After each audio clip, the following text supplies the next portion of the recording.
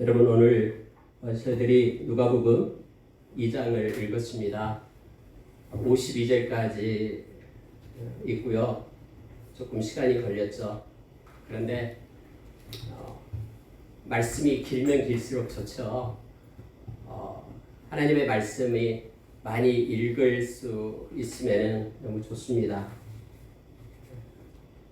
저희들이 어쩌다 말씀을 한 번씩 보면은 조금 말씀이 길면은 좀 당황하죠. 그리고 좀 읽기가 좀 마음에 부담을 느끼고 그러는데 계속 말씀을 읽는 사람은 말씀이 길수록 또 더 읽고 싶은 마음이 마음속에서 생기죠. 오늘 저희들이 누가복음 2장 1절부터 52절까지를 읽었는데요. 이 말씀 가운데 제목을 마음에 두고 새기어 생각하자 묵상하면서 이 말씀에 이 제목을 이렇게 붙였습니다. 왜냐하면 오늘 19절에 보니까 마리아가 이렇게 마리아에 대한 글을 쓰고 있습니다. 19절 보십시오. 마리아는 이 모든 말을 마음에 새기어 생각하니라 이렇게 되어 있고요. 51절에 보면은 예수께서 함께 내려가사 나사렛에 이르러 순종하여 받으시더라. 다음에 그 어머니는 마리아죠. 그 어머니는 이 모든 말을 마음에 두니라 이렇게 되어 있습니다.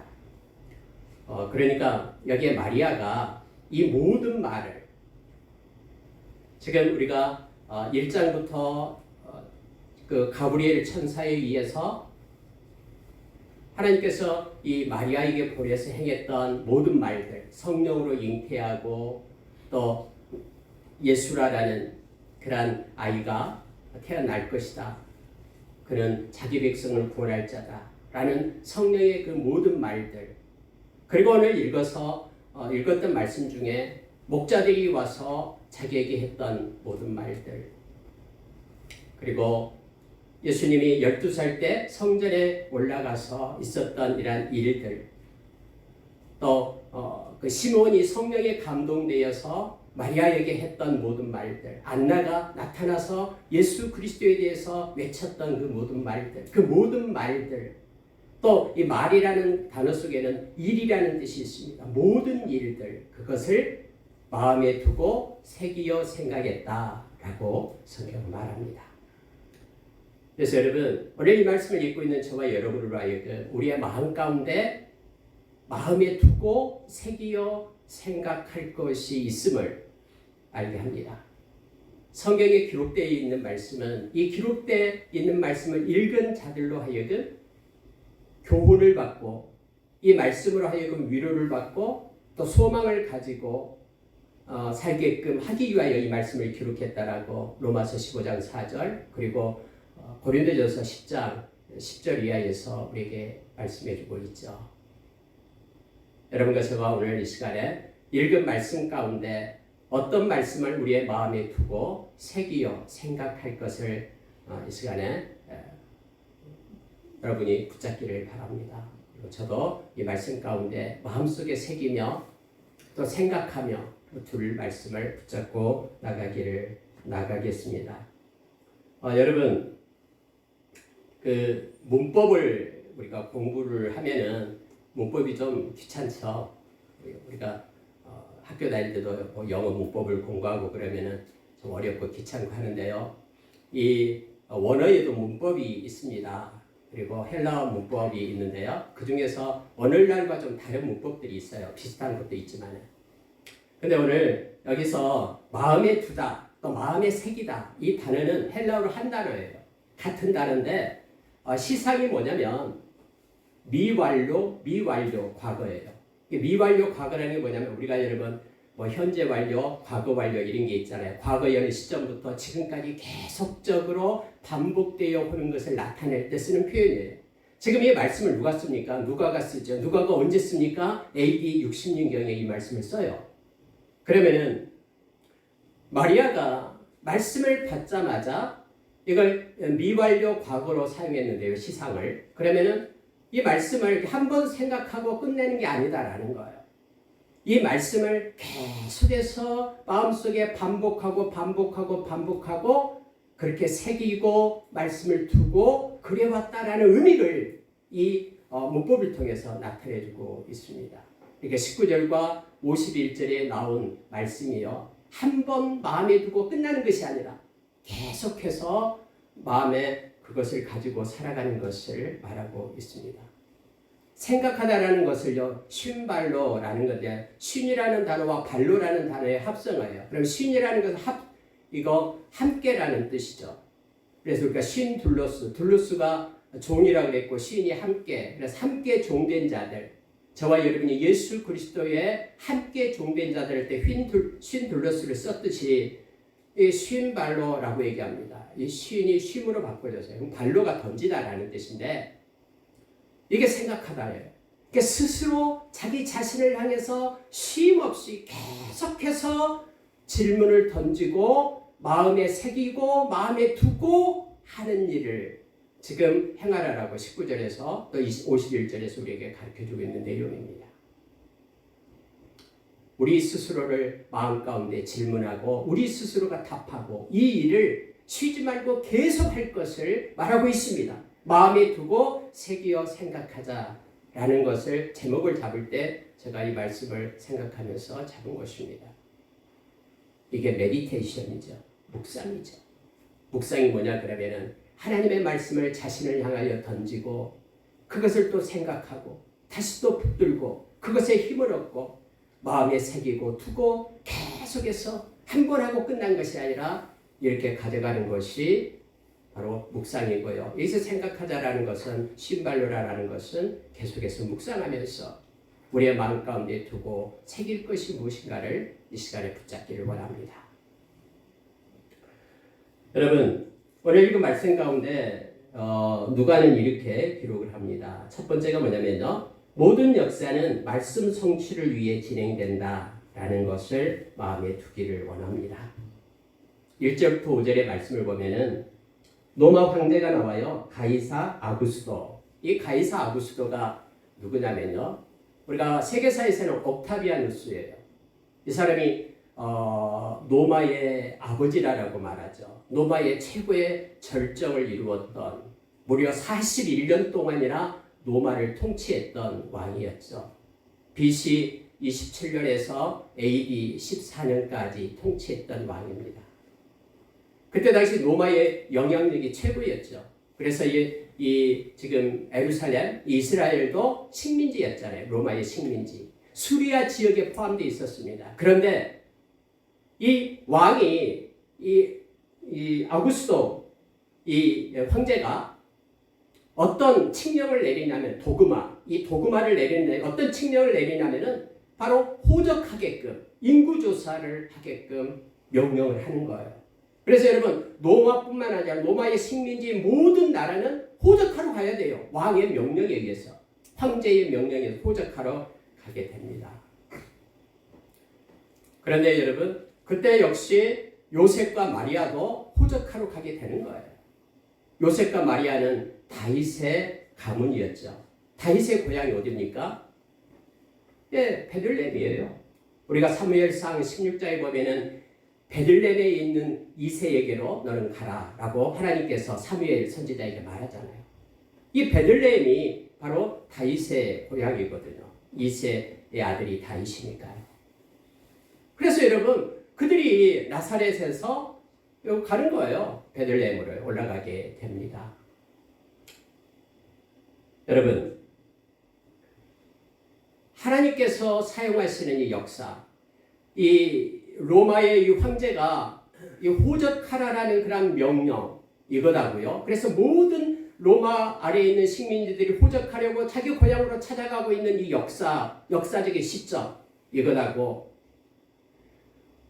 예수 그리스도가 베들레헴에서 태어나게 되는 이 사건하고 이것이 여러분 정확하게 일치하고 있음을 보게 됩니다.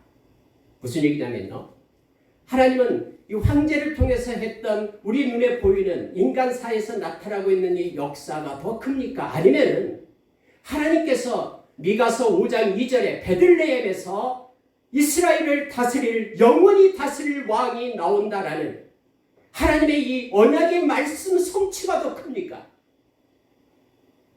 세상에서는 느끼지 못하고 세상에서는 깨닫지 못하지만 하나님은 한 번 말씀하시면 반드시 성취하시는 하나님 되심을 역사로 나타내주고 있음을 보게 됩니다. 우연히 이루어진 것 같지만 하나님의 역사에는 우연이 없어요. 하나님은 이 아구스도 왕이라는 황제에게 그러한 그 도구마를 통해서 칙령을 통해서 하나님이 약속하신 그러한 말씀의 성취를 이루고 계심을 우리는 보게 됩니다. 하나님은 말씀의 성취가 더 큽니다. 마치 여러분 이스라엘 백성들이요 유대인들이 어떻게 하면 예수를 죽일까? 어떻게 하면 우리의 기득권을 빼앗아가고 제사장들이 머리를 맞대고 헤롯 왕이 머리를 맞대고 예수를 죽이려고 작당을 하잖아요. 지식이 많다는 지식인들이 모여서 어떻게 예수를 죽일까? 옳지. 십자가에 죽여야 되겠다라고 그들이 십자가에 못 박죠. 그런데 하나님은 이미 예수 그리스도가 십자가에 못 박힘으로 인하여 그것 때문에 많은 사람이 구원에 이른다는 하나님의 구원의 계획을 가지고 계시잖아요. 그들이 힘써서 행하는 모든 것들의 결과의 역사물이 하나님의 말씀의 성취에 있음을 우리로 하여금 보게 합니다. 그래서 여러분 우리가 이 세상의 역사를 보는 역사관이 하나님의 말씀을 통해서 조명하는 역사관을 조명하는 눈을 가져야 됨을 우리로 하여금 알게 합니다. 히브리서 11장 3절에서 성경은 눈에 보이는 것은 나타난 것으로 된 것이 아니고 하나님의 말씀으로 되었다라고 우리에게 말합니다. 우리가 때로는 알 수 없는 일들이 우리의 삶 가운데 일어나기도 합니다. 그러나 그 모든 것들은 하나님의 말씀의 성취에 있음을 우리가 기억하며 모든 것을 합력하여 선을 이루시는 하나님을 우리가 바라보기를 원합니다. 여러분 베들레헴 에브라다야 너는 유다 족속 중에 작을지라도 이스라엘을 다스릴 자가 내게로 나올 것이라. 그의 근본은 상고에 영원에 있느니라. 라고 미가서 5장 2절에서 예언한 말씀이 성취되기 위해서 성경은 이렇게 아구스도 누가는 이 이름을 적고 이때에 이 놀라운 역사적인 사실이 하나님의 말씀의 성취에 있었다. 이와여 사용되었다라고 기록하고 있습니다. 이건 여러분 우리에게 중요한 것을 가르쳐줍니다. 이 누가는 섬세하잖아요. 의사니까. 그래가지고 여러분 우리로 하여금 예수님이 이 땅에 오셨다라는 사실을 역사적으로 증명해주고 있는 거예요. 언제 예수님이 이 땅에 오신지 역사적인 예수를 우리에게 가르쳐주고 있는 거예요. 어떤 사람은 착각합니다. 우리가 예수 믿는 것은 세상의 삶과는 상관없이 우리의 신앙적인 것으로만 믿음을 가져야 된다고 생각하는데 그렇지 않습니다.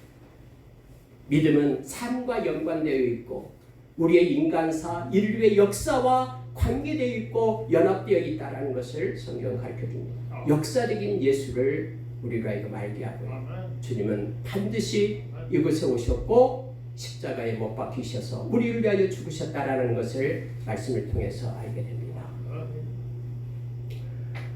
여러분 이 말씀을 보면은요 히브리서 이사야서 11장 1절에 보면은 이새의 줄기에서 한 싹이 나올 것이다 라고 말하고 있습니다. 이 싹이 바로 구원자를 말하죠. 예수 그리스도를 말합니다. 이새의 줄기, 이새는 다윗 아버지죠. 그래서 베들레헴에서 한 싹이 나올 것을 말씀을 통해서 성취하고 있음을 보게 됩니다. 우리의 인간사뿐만 아니라 인류의 역사를 주관하신 하나님을 인정할 때 우리에게 때로는 어떤 삶에 어려움이 있고 힘듦이 있더라도 주님을 의지하면서 또 주님께 맡기면서 우리는 위로를 받고 또 주님의 인도하심 속에 있기에 우리가 평안을 누릴 수 있음을 우리가 기억하기를 원합니다. 두 번째로 여러분 보면은 세상은 예수님을 알지 못하고 영접하지 않는다라는 것을 마음에 생각하게 됩니다. 예수님이 오셨거든요. 그분은 하나님이시잖아요. 빌립보서 2장 5절에 보면은 하나님과 근본, 본체, 하나님과 본체시잖아요. 근데 그분이 하늘의 보좌를 버리고 이 땅에 오셨어요. 이 땅은 어떤 땅입니까? 그분이 만드신 땅이에요. 그분의 것이에요. 그래서 우리가 요한복음 1장에 보면 1장 8절에 보면 빛 대신 예수님이 이 땅에 왔는데 세상이 그가 만든 세상이 그를 영접하지 않습니다. 그를 모릅니다. 그러나 영접하는 자, 그 이름을 믿는 자들에게는 하나님의 자녀되는 권세를 주셨다라고 우리에게 말하고 있죠. 여러분 보십시오. 아니 하나님께서 예수님을 이 땅에 보내신다면은 요셉과 마리아가 그렇게 생각할 거예요. 요셉과 마리아는 가난했어요. 그래가지고 이제는 베들레헴으로 올라왔으면은 아니 세상에 이 천사가 와서 성령으로 잉태한 하나님의 아들인 예수님을 지금 잉태하고 뱃속에 있는데 해산할 때가 가까웠는데 하나님도 참 너무하시지. 베들레헴에 이 해산할 때가 됐는데 아이 낳을 곳이 없는 거예요.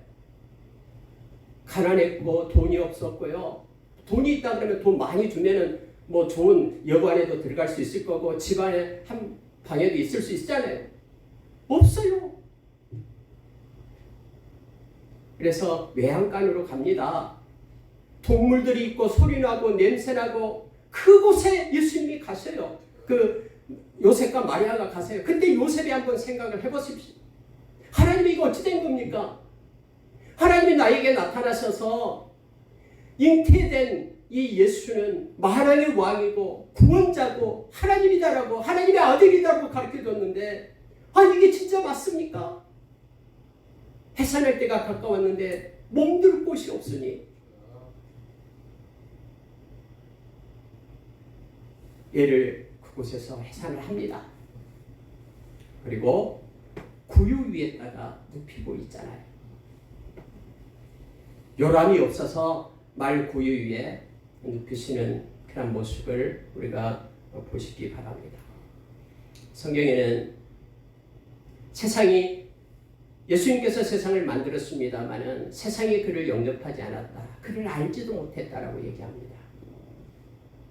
그러나 영접하는 자는 그가 하나님의 자녀가 됨을 성경은 우리에게 가르쳐 줍니다. 예수님께서 마가복음 10장 45절에서 나는 섬김을 받으러 오지 않았다. 나는 섬기려 왔다. 나는 내 생명을 많은 사람들의 대속물로 주려고 왔다. 라고 말씀하시죠. 예수님은 철저하게 낮아지셔서 사람들을 섬기려고 이 땅에 오신 겸손하신 우리 주님이심을 우리가 기억하기를 원합니다. 강보에 싸셔서 구유에 누우셨던 그분은 평생 가난했습니다. 그리고 낮은 자리에서 생명까지 우리를 위하여 십자가에 주심으로 우리를 섬겨 주셨습니다. 십자가의 지식이 하루 전에 예수님은 요한복음 13장에서 제자들의 냄새난 팔을 물을 떠다가 수건을 두르고 닦기 시작합니다. 그리고 우리에게 가르칩니다. 내가 너희를 섬긴 것처럼 너희도 섬겨라. 그러면서 나는 떠나지만 너희들이 서로 사랑하라 하면서 새 계명을 우리에게 주는 것이 요한복음 13장입니다. 여러분은 마음에 무엇을 두고 무엇을 새기고 생각하고 있습니까? 우리 주님이 겸손하신 주님이 우리의 마음에 있기를 원합니다. 예수님은 마태복음 11장 28절 이하에서 우리로 하여금 나는 마음이 온유하고 겸손하니 내 멍에를 메고 내게 배우라 라고 말씀하십니다. 그 겸손이 우리 가운데 있기를 원합니다. 하나님은 겸손한 자에게 이사야서 57장 15절의 말씀처럼 함께 하십니다. 그리고 우리의 마음을 소생시키고 우리의 영혼을 소생시켜 주신다라고 약속합니다. 평생 우리가 영적 싸움이 있다 그러면은 바로 겸손과의 싸움이 될 것입니다. 세 번째로 여러분, 하나님의 생각과 길은 우리와는 다르다라는 것을 오늘 읽은 말씀 가운데서 알게 됩니다. 그게 뭐냐면요, 목자에 대한 것입니다. 여러분 8절부터 20절까지 목자에 대해서 누가는 기록하고 있습니다. 여러분, 온 백성에게 미칠 큰 기쁨의 좋은 소식을 하나님은 누구에게 먼저 전하냐라고 생각해 보면 여기 목자를 찾아갑니다. 큰 귀족을 찾아간 것도 아니고요, 왕가를 찾아간 것도 아니고요, 정말로 똑똑한 그런 선생을 찾아간 것도 아닙니다. 하나님의 생각과 하나님의 길은 다릅니다. 여러분, 만약에 우리에게 엄청난 그런 사건이 있다고 생각할 때 여러분 누구에게 가장 먼저 알리고 싶겠습니까? 누구한테 알리면 세상에 가장 먼저 퍼진다라고 생각하십니까? 힘있고 권세있고 한마디 하면 쩔쩔매는 그런 권세가에게 먼저 전하야지만이 그 소식이 가장 먼저 퍼진다라고 생각할 겁니다. 대부분 그렇습니다. 우리 인간사가 그러니까요. 그러나 하나님의 생각과 하나님의 길은 다릅니다. 하나님은 무시받고 천대받으며 그때 양을 치고요, 다른 것을 친 사람들은 이 고향으로부터 떨어져 있는 거예요. 풀이 있는 곳에 초장으로 가야 되잖아요. 그곳에 가서 찬 이슬을 함께 맞아야 되잖아요. 짐승들과 함께, 가축들과 함께 생활을 합니다. 같이 자고요. 그 목자에게 하나님은 천사를 보내서 정말로 온 백성에게 미칠 이 기쁨의 좋은 소식을 전하게 됩니다. 택한 것이 목자였습니다. 여러분, 읽은 말씀을 한번 보시기 바랍니다. 자, 11절 보십시오. 오늘 다윗의 동네에 너희를 위하여 구주가 나셨으니 곧 그리스도 주시니라.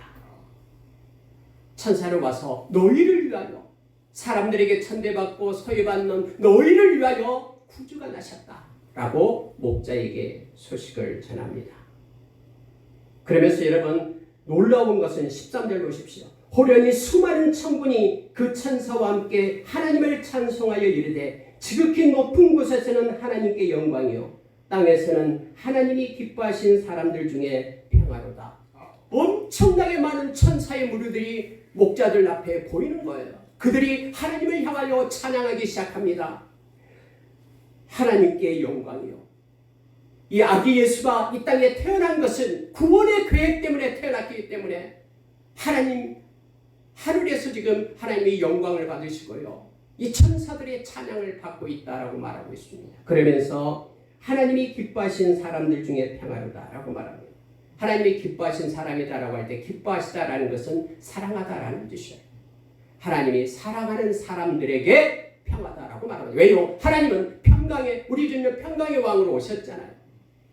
평강의 왕인데 누구에게 평강의 왕이냐면은 하나님이 기뻐하는 자들에게, 아무에게나 평강의 왕이 아니라 하나님이 기뻐하는 자, 하나님이 사랑하는 자에게 예수님은 평강의 왕이 되심을 누구에게요? 가장 보잘것없는 목자들 앞에서 지금 찬양하고 있는 거예요. 권세 있는 자에게 보낸 것 아니고요, 목자에게 보냈습니다. 그래서 여러분, 최초의 복음 전도자가 목자가 됩니다. 그들은 하나님의 구원의 계획, 이 하나님의 구원의 계획에 대해서 그렇게 많은 천사들이 눈에 나타나서 찬양하고 하나님께 영광 돌린 것을 보게 되죠. 여러분, 원래 천사들은요, 이렇게 하나님의 마음을 가지고 하나님을 찬양하는 이들입니다. 그래서 우리가 누가복음 15장 10절에 가면은 그 얘기가 있어요. 한 명이 회개하고 주께로 돌아오면은 하늘에서 회개할 것 없는 많은 사자들과 함께 기뻐하는 것보다 더하도다. 여러분 보십시오. 지금 천사들이 뭘 기뻐하고 있냐면요, 이제는 구원자가 이 땅에 오셨다라는 거예요. 예수 그리스도를 통해서 이제는 생명에 이르는 역사가 일어난 것에 대해서, 구원의 계획에 대해서 하나님께 찬양하기 시작하잖아요. 그래서 예수를 믿고 한 생명이 회개하고 돌아올 때 하늘에서는 이 천사들이 하나님을 향하여 찬양하고 기뻐하고 있는 거예요. 이 목자들은 이렇게 말합니다. 이것이 끝나고 나서, 이제 우리가 이대로 있을 수 없다. 왜냐하면 천사들이 너희들이 표적을 보게 될 것이다. 아기 예수가 이 땅에 오셨다라는 것을 보게 됩니다. 그래서 이 목자들이요, 자기들이 하고 있는 그 일들을 내려놓습니다. 양떼들을 놔둡니다. 그리고 우리가 가만히 있을 수 없다라고 내려갑니다. 아기 예수에게 와서 경배하면서 성경은 이렇게 말합니다.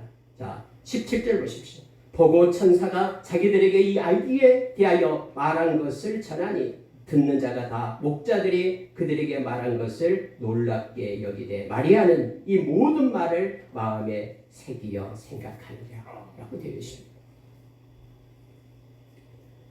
목자들이 이 기쁜 소식 복음을 처음으로 전하는 장면이 나오고 있습니다. 여러분, 이 목자가 이제는 이런 말을 할 때에 마리아는 또다시 이 말들을 마음에 새깁니다. 야, 하나님께서 자기에게 주어서 아기를 주었는데 이 아기는 하나님께서 말씀하신 대로 하나님의 아들 구원자 예수 그리스도심을 다시 한번 마음에 새기면서 하나님께 영광 돌리고 있는 모습을 보게 됩니다.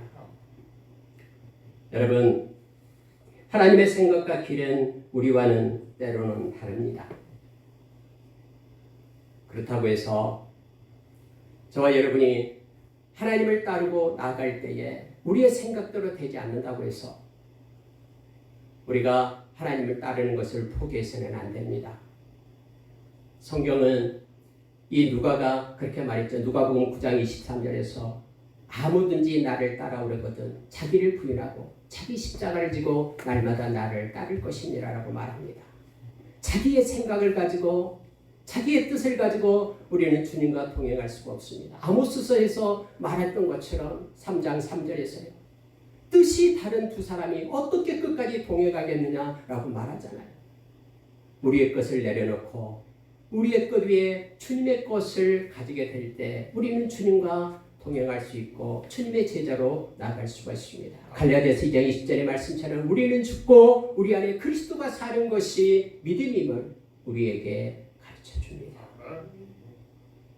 여러분, 때로는 우리의 이성과 우리의 경험이 말씀과 다를 때에 여러분 말씀을 우리의 이성 앞에 놓으십시오. 그리고 나는 지금은 이해되지 않더라도 말씀을 따라가겠다라고 순종하겠다라고 정하십시오. 이것이 하나님을 경외합니다라고 우리에게 가르쳐줍니다. 우리는 예수님과 멍에를 같이 매는데요. 우리의 것을 내려놓고 예수님의 멍에를 맨 자입니다. 예수님의 멍에는 쉽고 가볍습니다. 그리고 예수님과 함께하기 때문에 모든 것들은 성취되고 이루어집니다. 여러분, 오늘 이 말씀 가운데 네 번째로 보면은 하나님은 성령과 기도의 사람들과 교통하신다라는 것을 기억하십시오. 여러분, 예수님이 오신 사건에 대해서요, 두 명의 사람이 알게 됩니다. 시므온과 안나가 나옵니다. 시므온은 성령의 사람이었다라고 성경 말합니다. 그는 의롭고 경건한 자였다라고 기록하고 있죠. 경건하다라는 것은 하나님과 함께한다라는 뜻입니다. 늘 하나님과 함께하면서 하나님의 마음을 가진 경건한 자였어요. 그런데 성령께서 시몬에게 이렇게 말합니다. 너가 죽기 전에 예수 그리스도를 보게 될 것이다 라고 말하는 거예요. 자, 여러분 25절 보십시오. 예루살렘에 시몬이라 하는 사람이 있으니 이 사람은 의롭고 경건하여 이스라엘의 위로를 기다리는 자라. 성령이 그 위에 계시더라. 여기서 이스라엘의 위로를 기다리다 할 때 위로라는 의미가 이스라엘의 메시아 구원자를 기다리는 자다라고 말합니다. 성령께서 그의 마음에 주셨거든요. 너가 죽기 전에 메시아를 보게 될 것이다. 그래서 이제 예수님께서 태어나서 정결 의식 때문에 이제는 예루살렘으로 올라온 거예요. 그럴 때 성령께서는 시몬에게 맞다. 이 아이가 구원자다라는 성령의 음성을 주신 것이죠. 그래서 시몬이 나아갑니다. 쏜살같이 달려가서 그 아기 예수를 안고 하나님을 찬양하고 경배하는 내용이 나옵니다. 여러분, 이것을 마리아가 보고 있죠. 그래서 그 모든 것을 마리아는 마음에 새기고 담았다라고 지금 말하고 있는 것입니다. 그가 여러분 이렇게 말합니다. 29절에 주제여 이제는 말씀하신 대로 종을 평안히 놓아 주시는도다. 내 눈이 주의 구원을 보았사오니 이는 만민 앞에 예비하신 것이요 이방을 비추는 빛이요 주의 백성 이스라엘의 영광이니이다. 그는 이렇게 말합니다. 예언하고 있습니다. 만민 앞에 예비하는 것, 이방을 비추는 빛. 예수 그리스도가 이스라엘뿐만 아니라 모든 민족의 구원자가 되심을 시몬을 통해서 지금 선포하고, 이 선포대로 저와 여러분이 예수를 믿어 하나님의 백성이 되고 구원받은 백성이 되었음을 우리는 너무나 잘 압니다. 그러면서 여러분 이 세 가지를 말합니다. 34절에 보십시오. 시몬이 그들에게 축복하고 그 어머니 마리아에게 말하여 이르되 보라, 이는 이스라엘 중 많은 사람을 패하거나 흥하게 하며 비방을 받는 표적이 되기 위하여 세움을 받았고, 또 칼이 네 마음을 찌르듯 하리니 이는 여러 사람의 마음의 생각을 드러내려 함이니라. 예수님이 어떻게 예수님의 생애가 펼쳐질 것인가를 가르쳐주고 있어요. 그는 이렇게 예언을 합니다. 사람을 패하거나 흥하게 하며, 예수님 때문에 어떤 사람은 넘어지고 어떤 사람은 세움을 받는다. 이 패하다 흥하다, 패하다라는 것은 넘어진다라는 거예요. 그러나 흥하다라는 것은 세움을 받는다. 예수 그리스도의 복음이 증거되지만 다 받는 것이 아니다라는 걸 우리는 너무나 잘 압니다. 복음을 받고 믿는 자는 세워지지만 흥하게 되지만 예수 그리스도의 복음을 받지 않는 자에게는 그는 패하게 되어서 넘어지게 된다고 말합니다. 뿐만 아니라 여러분, 비방을 받는 표적이 되기 위하여 세움을 받았다. 예수님을 미워하고 싫어하는 이들이 무수히 일어날 것을 말하고 있습니다. 그리고 칼이 네 마음을 찌르듯 하리니 십자가에서 죽게 될 것을 말하면서 마리아로 하여금 이 말씀을 품게끔 그렇게 하죠. 예수님께서 이 땅에 오셔서 멸시와 천대를 받습니다. 하나님이면서 인간에 의해서 십자가에 못 박히게 됩니다. 침뱉음을 당하고 뺨을 맞고 네가 하나님이다면 내려와 봐라 하면서 그들의 비웃음을 받았던 예수님. 그러나 그들을 향해서 저들을 용서해달라고 기도하셨던 하나님, 그 예수님을 우리가 이 말씀 가운데서 예언의 말씀대로 보게 됩니다. 여러분, 이는 여러 사람의 마음의 생각을 드러내려 합니다. 예수님 때문에 모든 사람의 내면적인 것들이 다 드러나서 심판의 자리에 이르게 될 것입니다. 마지막 때는 모든 것들이 다 드러나고 감추인 것들이 다 드러나서 하나님 앞에 심판대 앞에 서게 되면 성경은 가르쳐주고 있음을 보게 됩니다. 마지막으로 여러분, 하나님께서는 이처럼요, 여기 시므온과 안나에게 하나님은 은혜를 주십니다. 안나는 84세가 되고 젊었을 때 가부가 되어서 성전을 떠나지 않고 금식하고 기도하는 사람이었음을 성경은 말합니다. 그가 아기 예수를 보자마자 사람들을 향하여 예수에 대해서 그가 말하기 시작합니다. 외치고 전했다라고 성경은 말합니다. 기도하는 자. 그래서 하나님께서 성령의 사람 시므온, 기도의 사람 안나를 통해서 사람들은 알지 못하지만 이 땅에 예수 그리스도가 오셨음을 하나님은 가르쳐 주셨고, 그리고 이렇게 선포케함을 알게 합니다. 마지막 때도 여러분 마찬가지입니다. 데살로니가전서 5장 1절에서 10절에 보면은 세상에 어둠으로 가득 차 있지만은 그러나 깨어 있는 자, 그런 빛의 자녀들이고 그들은 주님 오실 길을 알고 준비한다라고 우리에게 말하고 있습니다. 여기 있는 말씀, 이 누가복음 12장 35절에서 우리에게 그렇게 말해주고 있잖아요. 허리에 띠를 띠고 등불을 켜고 서 있으라 라고 우리에게 말씀해 줍니다. 여러분, 마지막 때는 성령의 사람, 깨어 있어서 기도하는 사람이 필요합니다. 또 하나님 우리의 기도를 통해서 하나님의 놀라운 일들을 성취하며 이루어 나가실 것입니다. 마지막 이것 보고 마치겠습니다. 여러분, 예수님의 어린 시절은 성경에 나와 있는 것이 없어요. 여기에 나와 있는 12살 때 있었던 에피소드가 나옵니다. 성경은 예수님의 생애를 기록된 책이 아니에요. 성경은 하나님의 목적에 따라서 구원의 그러한 역사, 구속사 흐름에 따라서 하나님의 뜻대로 기록된 책입니다. 그래서 여러분, 이 12세부터 예수님께서 공사역을 시작할 때까지 이 18년 동안은 기록이 없습니다. 그런데 오늘 말씀 12살 때 올라갑니다. 예루살렘. 성인식이 13살이거든요. 13살이 되면 성인식을 하게 되면 이제 모든 말씀에 대한 책임을 자기가 져야 됩니다. 성인식이 있기 전에는요, 미리 올라가서 축제에 참여합니다. 일주일간 축제에 갔다가 내려오는데 그 무리 속에 있는 줄 알았더니 없어요. 그때 당시에는 여러분 같이 가족이 올라가는 것이 아니라 여자와 아이들이 같이 가고요. 남자들이 같이 가고 이렇게 됩니다. 그래서 어디에 있는 줄 알았더니 없어요. 3일 후에 찾게 됩니다. 예수님께서 성전에서 거기 있는 랍비들과 말씀을 대화하고 있는 내용이 나오죠. 그래서 마리아가 이렇게 말합니다. 자, 48절을 보십시오. 그의 부모가 보고 놀라며 그 어머니는 이르되 아이야 어찌하여 우리에게 이렇게 하였느냐 보라 네 아버지와 내가 근심하여 너를 찾았노라. 예수께서 이르시되 어찌하여 나를 찾으셨나이까 내가 내 아버지 집에 있어야 될 줄을 알지 못하셨나이까. 마리아가 말합니다. 네 아버지, 네 육신의 아버지 요셉, 네 아버지와 내가 너를 찾았다. 네 아버지가 너를 찾았다. 예수님, 내 아버지 집에 내가 있는 것을 있어야 될 줄 알지 못했습니까? 라고 말합니다. 12세 때 예수 그리스도가 말하고 있는 것입니다.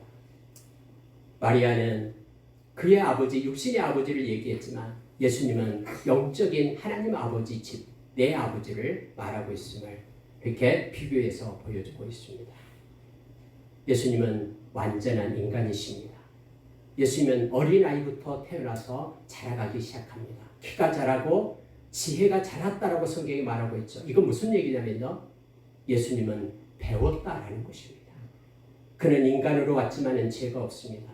그러나 그는 철저한 인간이었습니다. 예수님도 배웠습니다.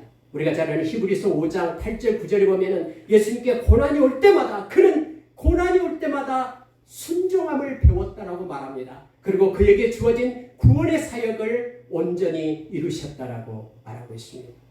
오늘 지혜와 키가 자라가며 라고 표현해주고 있죠. 히브리서 2장 18절에서는 예수님께서는 모든 고난을 다 겪으신 분이기 때문에 고난을 겪고 있는 저와 여러분을 넉넉히 도울 수 있다라고 우리에게 가르쳐줍니다. 예수님은 배우지 않는 분이 아니셨어요. 배우셨어요. 철저하게 인간으로, 완전한 인간으로 이 땅에 오셔서 우리의 제물이 되신 것입니다. 그 예수님은 우리의 모든 것들을 체휼하셨기 때문에 우리를 넉넉히 도우실 수 있다라고 성경은 가르쳐주고 있습니다. 요한일서 4장에 보면은 적그리스도들은 거짓 선생을 말하기를 예수님께서는 육신으로 오는 것을 부인한다라고 말합니다. 이게 여러분 우리가 잘 아는 이게 이단이죠. 예수님이 육신으로 이 땅에 오신 것을 부인해서는 안 된다고 말하죠. 예수님은 우리처럼 고통을 느끼셨고 피곤하셨고 또 쉴 곳이 필요했습니다. 예수님은 온전하신 인간이심을 우리가 기억하기를 원합니다. 그래서 우리가 예수님처럼 이 세 가지가 자라나기를 원합니다. 예수님은 이렇게 성전에서 그 선생들과 배웠다라는 서로 교환하고 배웠다라는 모습이 나타나죠. 하나님을 아는 지식이 점점점 우리가 늘어가기를 원합니다. 우리의 키가 자라고 우리의 인생의 나이가 더 커질수록 하나님을 향한 지식이 더 깊어져서 하나님을 더 깊이 사랑하고 더 많이 믿고 의지하는 우리가 되기를 원합니다. 또 하나님과 사람에게 사랑스러워지다라 이 말은 하나님의 사랑이 더 깊어졌다라는 것입니다. 날이 갈수록 점점점 아버지에 대한 사랑이 더 깊어진 것입니다. 뿐만 아니라 사람에 대한 사랑이 깊어졌다라고 말합니다. 저와 여러분이 어제보다도 오늘 하나님을 향한 사랑과 열정의 깊이가 더 더해지기를 원합니다. 하나님을 우리가 여러분 겉으로 사랑하는 게 아니잖아요. 우리의 중심으로 하나님을 사랑하기를 원합니다. 로마서 5장 5절에서 우리의 마음 가운데 하나님의 사랑을 부어주신 분은 성령님이십니다. 그래서 늘 우리가 기도하며 하나님의 사랑을 우리 가운데 달라고 나가며 하나님을 더 깊이 많이 사랑하는 저와 여러분 되기를 원합니다. 그것으로 끝나서는 안 됩니다. 사람에 대한 사랑이 있어야 됩니다. 사람을 향한 사랑, 형제를 사랑, 이 사랑이 없으면 우리는 이 땅에서 실패합니다. 하나님을 향한 사랑뿐만 아니라 사람을 향한 사랑이 더 커지고 긍휼한 마음, 주님의 마음을 가지고 살아가는 저와 여러분이 되기를 원합니다. 여러분, 마리아는 이 모든 것들을, 이 모든 말과 일을 마음에 두고 새기고 생각했다라고 말합니다. 저와 여러분은 오늘 말씀 가운데 어떤 말씀을 마음에 두고 계속해서 묵상하고 생각하며 사시겠습니까? 하나님의 말씀은 변함이 없습니다. 그리고 그 말씀은 반드시 성취되고 나타납니다. 말씀을 붙잡고 승리하면서 말씀의 눈으로 세상을 보면서 살아가는 저와 여러분 되기를 원합니다. 하나님의 때를 기다리면서 지혜로 살아가는 자 되기를 원합니다. 이렇게 기도하겠습니다.